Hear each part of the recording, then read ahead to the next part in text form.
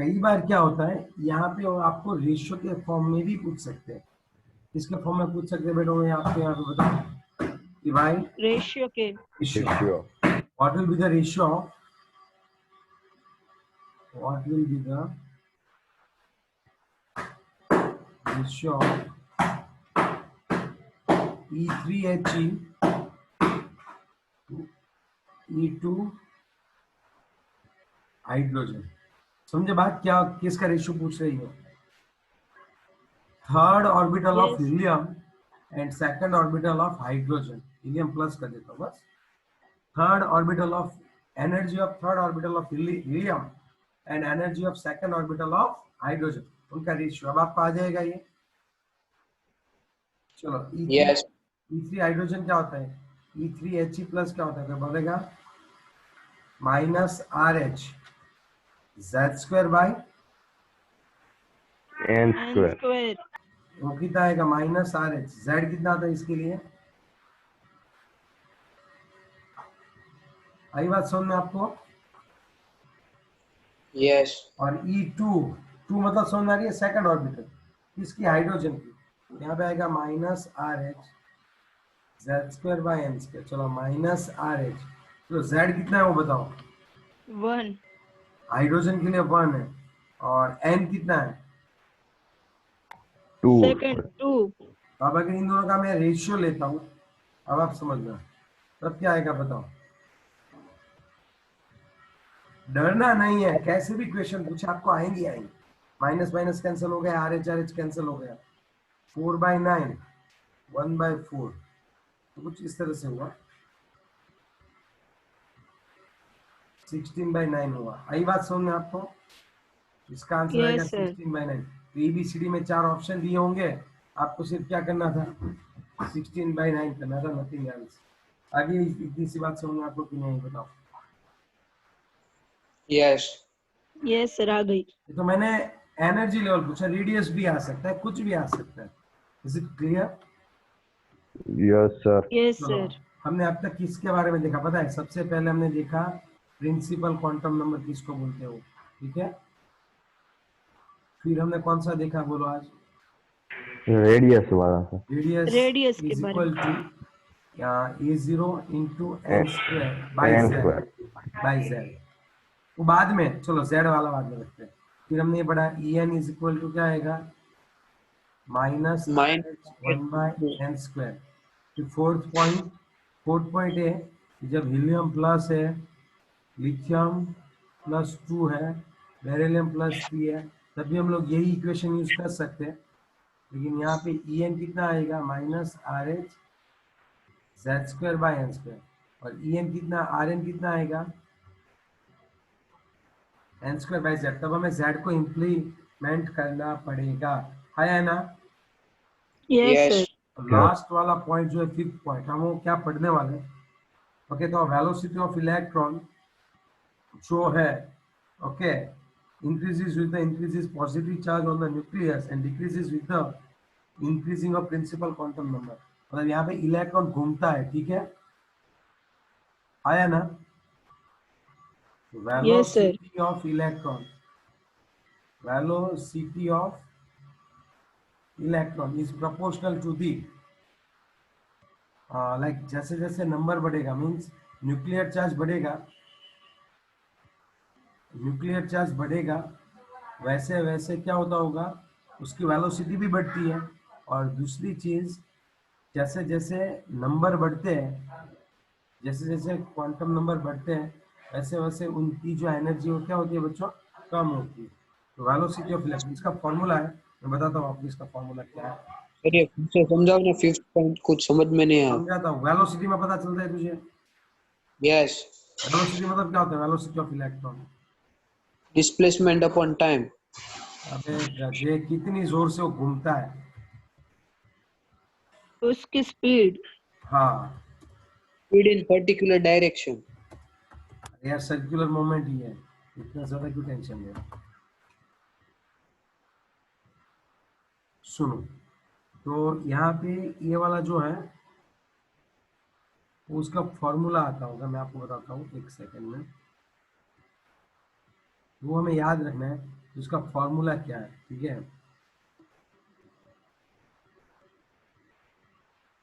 ये तो kinetic energy वाला है, ये नहीं, ये नहीं, ये नहीं। यार रुक भी जाएगा।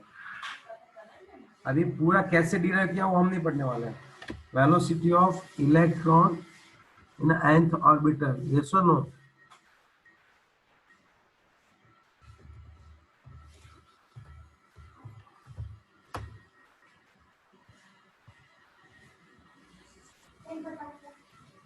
फिजिक्स वाले बहुत ज्यादा आ गए। उसमें लिखो ना इन केमिस्ट्री। आ जाएगा, टेंशन मत लो।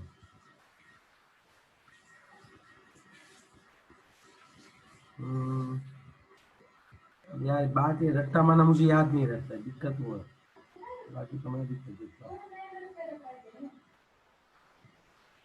अब डिराइव करना पड़ेगा पूरा खुद।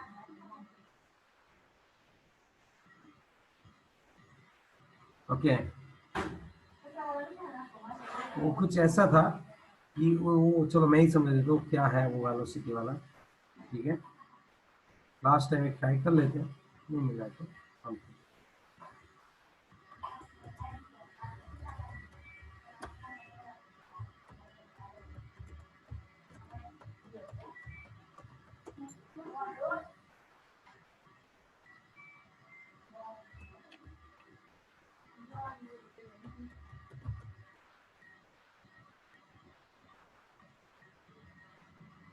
ये सब डिराइव किए उन्होंने।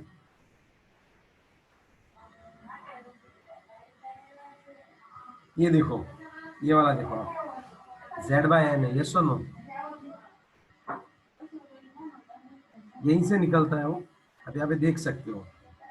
पूरा वेलोसिटी का ये फॉर्मूला है, उन्होंने शॉर्ट में दिया हुआ है ना?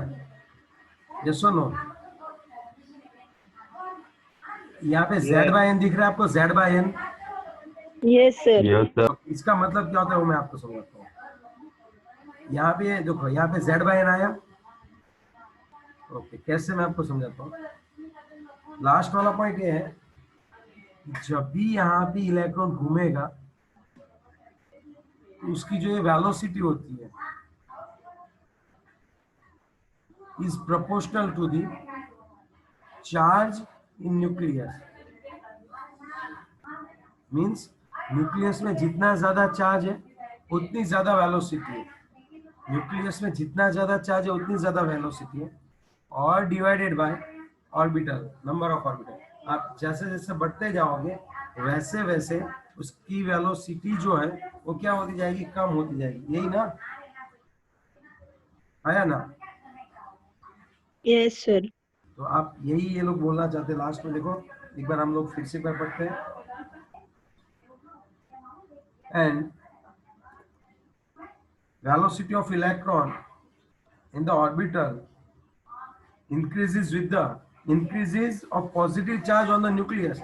न्यूक्लियस में जितना पॉजिटिव चार्ज बढ़ेगा वेलोसिटी उतनी ही बढ़ेगी, और प्रिंसिपल क्वांटम नंबर बढ़ेगा तब उसकी वेलोसिटी भी कम होती है। मैं आपको अच्छे से समझा दूं। आप सपोज अभी यहाँ पे हो, आप सपोज अभी यहाँ पे हो, तो मतलब घर के नजदीकी हो, मम्मी पापा के ऑब्जर्वेशन के अंदर हो, यस और नो? तब आपकी वेलोसिटी बहुत अच्छे से होती होगी। कैसे? सुबह 7:30 बजे लेक्चर है, मम्मा आपको 6:30 को या फिर 6 बजे को उठा देती है। कहीं मम्मा तो अच्छी है 5:30 पे नहीं उठाती। आ रही है बड़ी बात समझ में? ये उठा के बोलेगी चलो तैयार हो जाओ भाई, आपको उठना पड़ता है, दौड़ना पड़ता है। आप अच्छे से 7:30 तक रेडी होके लेक्चर अटेंड करने बैठ जाते हो, आया ना? Yes sir. Yes, sir. आपकी स्पीड बहुत अच्छी होती है। सपोज आप विद्यानगर गए, भाई किसका भाई विद्यानगर गया था? मेरा सर निहार तो कुलकर्णी। निहार अपने भाई को बोला कि और उठते कब है? 8 बज गए, 9 बज गए। अरे भाई 9:30 को क्लास है, अभी तो 9:30 को है, सोने दे। 9:50 को उठते हैं और 9:30 के क्लास में हाजिर भी हो जाते हैं। कहने का तरीका ये है कि यहाँ पे रिलैक्स मोड में रहते हैं, उनको कोई फर्क नहीं पड़ता है। उनकी वेलोसिटी क्या हो जाती है बच्चों, बहुत कम हो जाती है। और समझो और भी डिस्टेंस बढ़ा, दिल्ली गए, बात ही खत्म है, जाना ही नहीं है लेक्चर पढ़ने, जो भी हो जाए। तो जैसे जैसे सेंटर से डिस्टेंस बढ़ता है वेलोसिटी क्या हो जाती है, कम।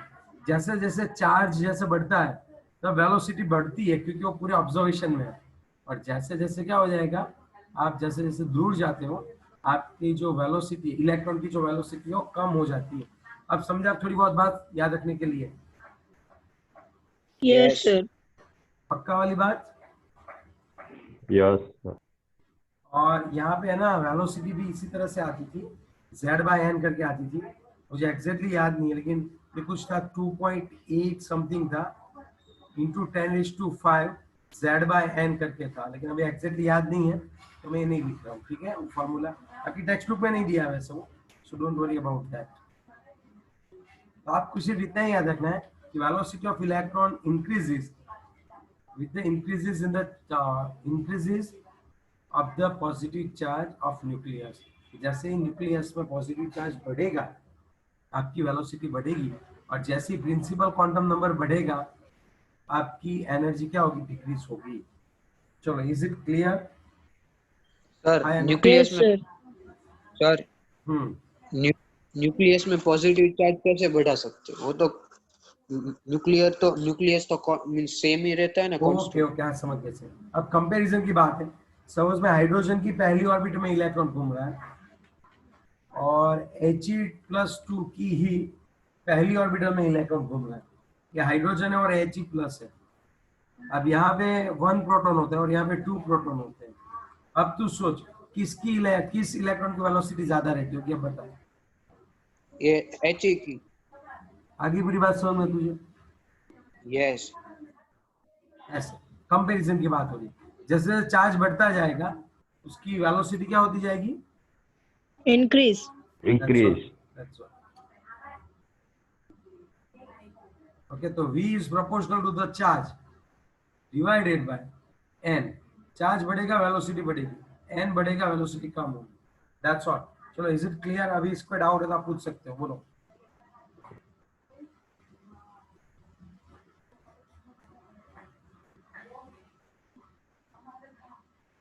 आप सुन, अब आया है कि हमें अच्छे से एक्सप्लेन करना हो hydrogen spectrum, line spectrum hydrogen. Bye, कहाँ गया वो पार्थ?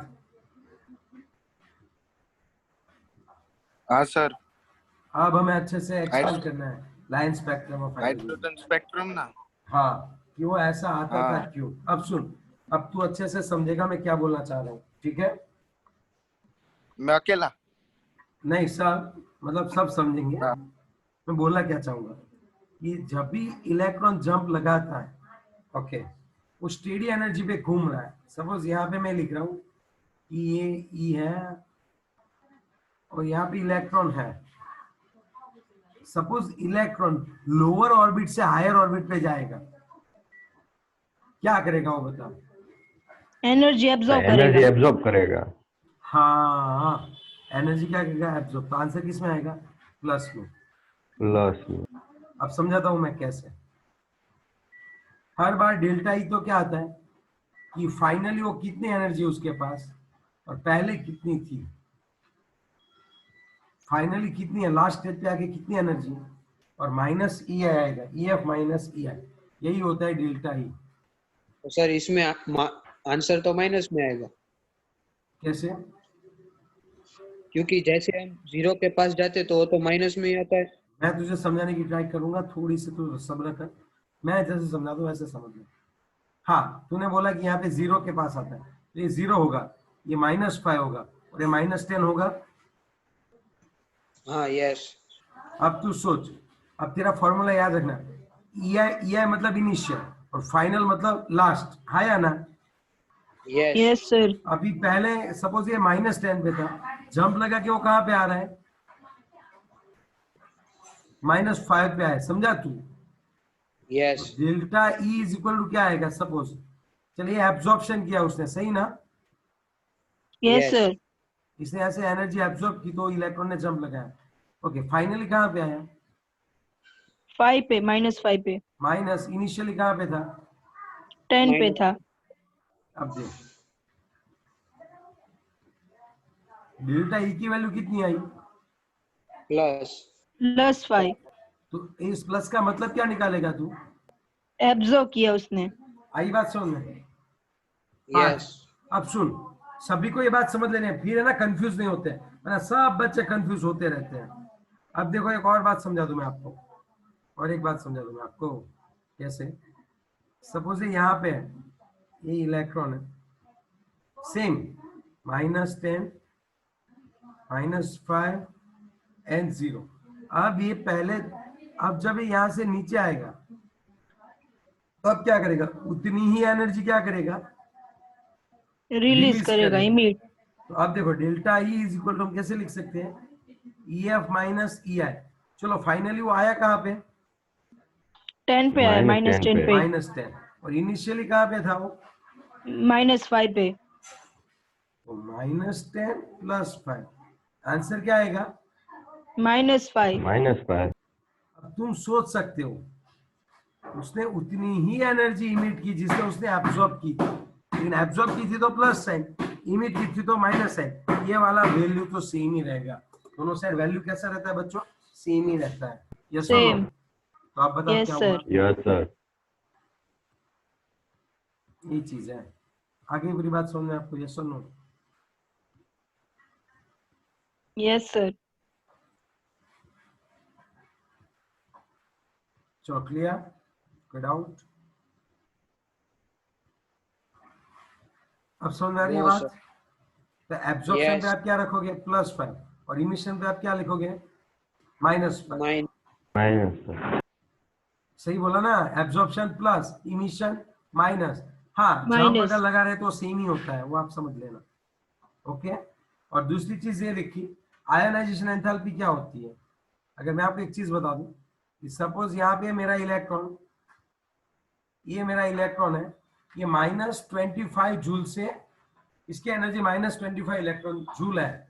मुझे इसको निकालने के लिए, चलो ये 0 कब हो जाएगा? अभी इलेक्ट्रॉन -25 जूल से घूम रहा है, मुझे इसको इनफाइनाइट पे ले जाना है, जहां पे सेंटर का कोई मतलब सेंटर वहां पे जा ही ना सके, तो उसकी एनर्जी तो वहां पे 0 जूल होती है। समझ रहे हो? इनफाइनाइट डिस्टेंस पे हमारी इलेक्ट्रॉन की एनर्जी कितनी होती है? 0 जूल, जो कि वो 0। मैक्सिमम है। याद आई ये बात आपको? Yes sir. तो इसकी एनर्जी अभी -25 है, मुझे इसको 0 करने के लिए कितनी एनर्जी देनी पड़ेगी? +25 जितनी। 25। तो इतनी एनर्जी दूंगा तो ये डायरेक्टली कहाँ चला जाएगा बताओ? 0। 0 पे। बात यही है।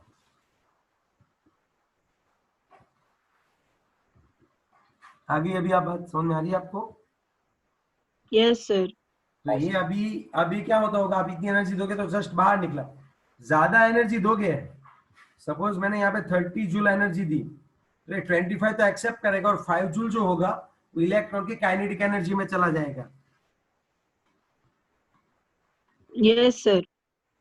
नहीं समझे? नहीं तो समझे? सर 25 थ्रेशोल्ड एनर्जी हुई ना इसकी। हाँ हाँ, ये हमारी मेटल थी और यहाँ पे इलेक्ट्रॉन बंधे हुए थे, समझे आप बात? ये इलेक्ट्रॉन यहाँ पे है, अगर आप यहाँ पे 25 जूल दोगे ना तब ये जस्ट बाहर निकलेगा, लेकिन अगर आप यहाँ पे 30 जूल दोगे तो 25 बाहर निकालने के लिए और +5 जूल क्या आएगा? इलेक्ट्रॉन की काइनेटिक एनर्जी आएगी। इसको इलेक्ट्रॉन को बाहर निकालने के लिए हम लोग उसको वर्क फंक्शन बोलते हैं, h-0 बोलते हैं। वो कितने इलेक्ट्रॉन के लिए होता है? For 1 electron. लेकिन अगर 1 मोल इलेक्ट्रॉन के लिए आप वो ढूंढो, वो हो जाती है आपकी आयोनाइजेशन एंथैल्पी, कि इलेक्ट्रॉन को निकालने के लिए जो एनर्जी चाहिए वो। Is it clear? यस और नो? सर मोल की प्रेजेंट में आयोनाइजेशन हो जाता है ऐसा? नहीं, अगर 1 मोल के लिए बोले ना तो उसको हम लोग आयोनाइजेशन एंथैल्पी बोलते हैं, कि अगर मेरे पास 1 मोल सोडियम है तो 1 मोल इलेक्ट्रॉन निकालने के लिए जो एनर्जी देनी पड़ेगी वो उसकी आयोनाइजेशन एंथैल्पी है। Okay sir. 1 इलेक्ट्रॉन पे बात करते हो तो उसको वर्क फंक्शन बोलते हैं। एनर्जी तो उतनी ही चाहिए, 1 मोल है तो कई बार आयोनाइजेशन एंथैल्पी पूछ दे तो फिर ये नहीं सोचना यार ये तो मुझे पता ही नहीं है, दैट्स ऑल। चलो, तो हमने 5 पॉइंट्स देखे, किसके 5 पॉइंट? और ये जो लास्ट में समझाया ना वो पूरा मैंने आपको क्या समझाया बच्चों? कॉन्सेप्ट। ओके, वो कहीं पे लिखा Yes, नहीं sir. हुआ है, वो कहीं पे लिखा नहीं हुआ है, वो हम समझ रही है सभी कंक्लूजन से। ओके, बोहर ने हमें कितना Yes, sir. समझाया, बोहर ने हमें कितना समझाया, 5 पोस्टुलेट्स, पहले 4 पोस्टुलेट्स दिए, फिर 5 उसने थियरी दी, मॉडल। पहला वाला क्या था, प्रिंसिपल क्वांटम नंबर, दूसरा वाला रेडियस, Radius, रेडियस, तीसरा वाला एनर्जी, energy. चौथा वाला बाकी सब के लिए, हाइड्रोजन के जैसे ही हम बाकी सब के लिए भी यूज कर सकते हैं। तो वापिस उसको मॉडिफाई करने, and fifth one velocity z/m। आगे बात समझ में? Yes, sir. बाकी जो मैंने समझाया वो हम कल लाइन स्पेक्ट्रा जो पढ़ने वाले उसके लिए समझाया, वो मैंने आपके लिए कॉन्सेप्ट रखा, कल उससे हम लोग आगे बढ़ेंगे। That's all. चलो अभी आगे बढ़े हम लोग। Time हो गया sir. तो टाइम हो गए। Okay bye. लिखना अच्छे से, होमवर्क बाय करना, सर। पढ़ना अच्छे से, अच्छे से पढ़ाई करनी है बेटे, अच्छे से।